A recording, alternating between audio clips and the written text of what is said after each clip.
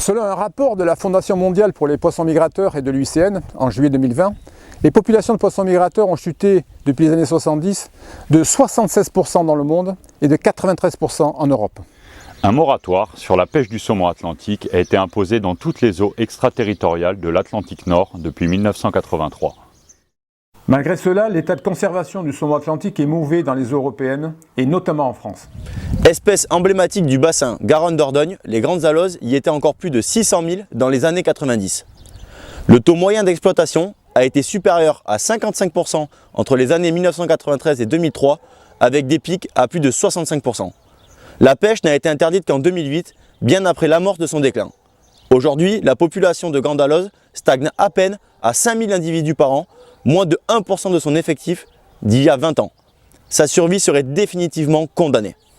Les civelles, alevins d'anguille ou pibales dans le sud-ouest sont encore prélevés par la pêche. Jusqu'à plus de 1500 tonnes dans les années 80, plus de 400 tonnes dans les années 90 et encore plus de 60 tonnes à l'heure actuelle, alors qu'un seul kilogramme de civelle représente environ 2500 individus. L'anguille adulte reste aussi l'une des espèces les plus recherchées par la pêche aux engins et se pêche encore par milliers de tonnes en Europe. La population de cette espèce s'est elle aussi drastiquement effondrée. Les causes de déclin de ces espèces sont nombreuses. Les barrages et la rupture de continuité écologique qu'ils entraînent, les diverses pollutions, la perte des habitats sont certainement des facteurs déterminants, aujourd'hui aggravés par le réchauffement climatique et la raréfaction de l'eau. Parallèlement à ce déclin général, selon un rapport de 2015 pour le compte du gouvernement, les effectifs des pêcheurs professionnels en eau douce ont été divisés par 10 depuis 40 ans, par 2 depuis 20 ans et continuent de décroître régulièrement. Sur l'Adour, un document de l'IFREMER de 1994 permet de reconstituer l'évolution des effectifs des pêcheurs professionnels depuis le début du XXe siècle. Les scientifiques précisent à l'époque que, je cite, « Il semble que la chute du nombre de pêcheurs soit plutôt la conséquence que la cause de cette diminution des débarquements. » Sur le bassin Garonne-Dordogne, la tendance est la même. Aujourd'hui, tous les migrateurs pêchés en France sont classés sur la liste rouge de l'UICN. Le saumon et la lozophen sont quasi menacés, la lamproie marine est en danger d'extinction, la grande alose et l'anguille sont quant à elles en danger critique d'extinction. Il ne s'agit ni plus ni moins que le dernier stade possible du vivant avant l'extinction définitive à l'état sauvage de ces deux espèces. La situation de la pêche professionnelle en eau douce en France est similaire. Elle est classée dans la liste rouge de l'administration. Selon France Agrimer, les effectifs nationaux étaient aussi faibles que 400 pêcheurs en 2009 et 8 ans après, malgré une volonté affichée de maintenir et même de développer cette activité, ils ne sont plus que 300. Les baisses sur le bassin de l'Adour et de la Gironde sont encore plus sensibles. Selon l'étude socio-économique de 2009 par And International, la dépendance aux espèces amphihalines de la pêche professionnelle en eau douce est très grande. Les civeliers ne vivent que de la civelle et représentent 19% des effectifs. Les mixtes vivent de la civelle et des autres espèces amphihalines. Ce sont 28% des effectifs. Les fluviaux vivent des espèces amphihalines et sédentaires. 34% des effectifs. À part les pêcheurs des lacs alpins, 19% des effectifs qui ne vivent que des espèces lacustres. Autrement dit, aujourd'hui encore, les 3/4 des pêcheurs professionnels vivent donc exclusivement ou majoritairement des espèces amphihalines.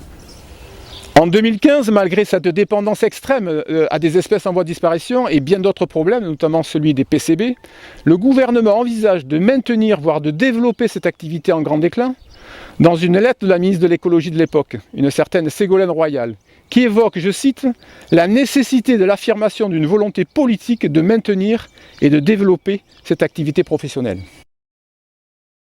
Pourquoi et comment l'État s'acharne-t-il à maintenir hors de l'eau cette pêche professionnelle condamnée par l'effondrement des stocks de poissons et la pollution irréversible au PCB? Il faut savoir que certains élus et certains parlementaires sont très régulièrement et outrageusement courtisés par des invitations à des parties de pêche dans les brumes matinales de la Dordogne, mais aussi à des parties de chasse dans des parcs privés organisés sur mesure, le tout agrémenté de solides repas gastronomiques et conviviaux. Ce clientélisme nous apparaît déterminant.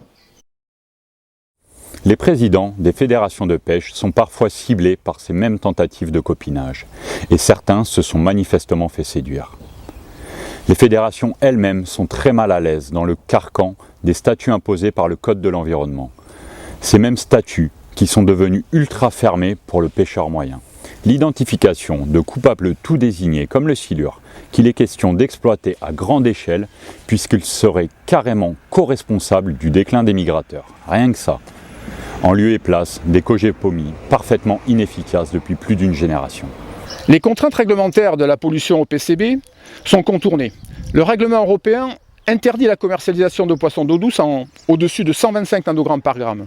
Il suffira qu'un rapport de l'ANSES de juillet 2015 avance qu'une consommation raisonnable, entre guillemets, de poissons pourtant pollués jusqu'au double de ce plafond, 250 nanogrammes par gramme, serait sans danger, aux risques et périls de tous les consommateurs qui ignorent bien entendu toutes les arcanes de cette recommandation.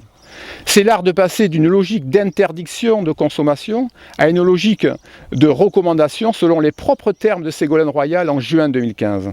C'est aussi l'art d'ignorer que les taux de PCB peuvent varier dans un rapport de 1 à 100 entre la queue et le dos d'un même silure. En 2015, le CONAPED envisageait à l'horizon 2020 la création de 650 emplois supplémentaires, ce qui devait porter les effectifs à plus de 1000 pêcheurs professionnels. Force est de constater que c'est un échec puisqu'au lieu d'augmenter, ces effectifs, comme ceux des espèces amphihalines, ont continué à diminuer au cours des 5 dernières années. Faudrait-il s'obstiner jusqu'à l'extinction totale de toutes les espèces migratrices et donc de la pêche professionnelle comme on l'a fait pour la grande alose sur la Gironde? Ne vaudrait-il pas mieux tout faire pour sauver ce qui peut l'être, les poissons, plutôt que de les condamner à coup sûr en prolongeant des prélèvements qui sont devenus amoraux? Le choix est simple. Perdre la pêche et les poissons, ou ne perdre que la pêche. Place au bon sens, il est plus que temps de changer de paradigme. Quand il s'agit d'espèces en danger critique d'extinction, il n'est plus question d'envisager que des prélèvements de ces espèces à visée commerciale puissent être raisonnables. La raréfaction globale de la ressource rend illégitime le principe de l'extraction commerciale, d'autant que la nécessité de nourrir la population ne le justifie plus du tout. La jurisprudence du principe de précaution rend aussi illégales les pêches de ces espèces menacées, comme les amphihalins, d'autant que ces pêches sont incapables de connaître le taux d'exploitation qu'elles infligent aux espèces. Les seuls et vrais indicateurs et témoins de la reconquête de la qualité de nos eaux, ce sont les espèces en voie de disparition elles-mêmes, et certainement pas la persistance d'une profession qui les prélève. Selon une enquête de France Agrimaire de 2017, 20% des effectifs seraient prêts à la reconversion, à la cessation d'activité ou au départ en retraite. Nous proposons donc les rachats volontaires et définitifs des baux et licences de pêche professionnelles partout où les pêcheurs concernés le souhaitent. Ce serait la solution globale, la plus respectueuse à la fois de l'environnement et des hommes en place. L'article 22 du nouveau Fonds européen pour les affaires maritimes et la pêche prévoit de soutenir la biodiversité des écosystèmes marins et côtiers, y compris dans les eaux intérieures, et notamment pour le bénéfice des saumons, des aloses et de lamproies, au nom de la directive Habitat. Il est plus que temps de l'appliquer.